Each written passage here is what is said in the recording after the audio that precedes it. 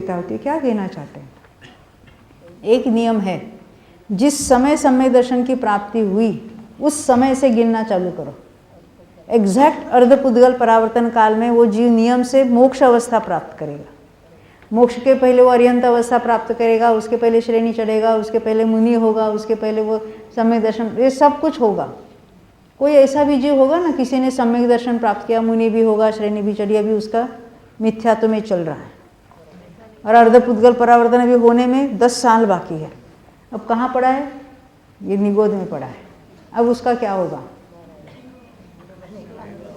बादर निगोद में से निकल कर केवल ज्ञान होकर मोक्ष जा सकता है, तो अब सूक्ष्म में से निकल कर नहीं होता है। तो अभी वो बादर निगोद में पड़ा है, हमसे इमेजिन करते हैं। और कितना काल बाकी है अभी? 10 साल।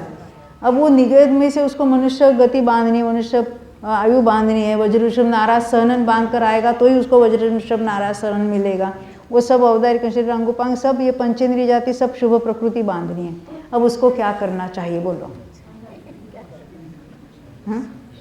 अरे कुछ भी नहीं करना, जिसका जो है वो भवितव्य अनुसार वो उसकी वैसी पर्याय होगी, उसके वैसे संक्लेश विशुद्धि उसके भी होते, उसमें भी मंद कषाय रूप विशुद्धि होगी। वो कर्म की प्रकृति बांधकर मनुष्य में उत्पन्न होगा। 10 साल बाकी है ना, तो 10 साल की आयु बांधकर उत्पन्न होगा। 8वें साल के बाद तो मुनि हो ही सकता है।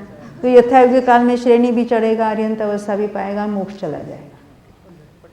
ये उसको कोई तो उसको कितनी चिंता करनी पड़ेगी, अभी मेरा क्या होगा, 10 साल में कैसा होगा मोक्ष।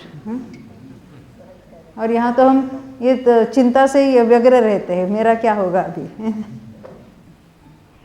इससे क्या होता है, हमें तो बिल्कुल पर्यायों की जो स्वतंत्रता है, जिसकी जो सुनिश्चितता है, जिसको हम क्रमबद्ध पर्याय का सिद्धांत कहते हैं, ये सारे सिद्धांतों को हमें एक्सेप्ट करना है और यही पुरुषार्थ है।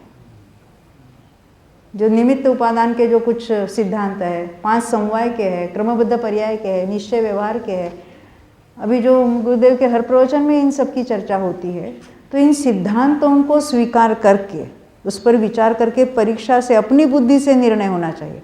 हमने सारे सिद्धांत याद कर लिए, रट लिए, हमने फटाफट सुना भी दिए, उससे कुछ काम नहीं होने वाला।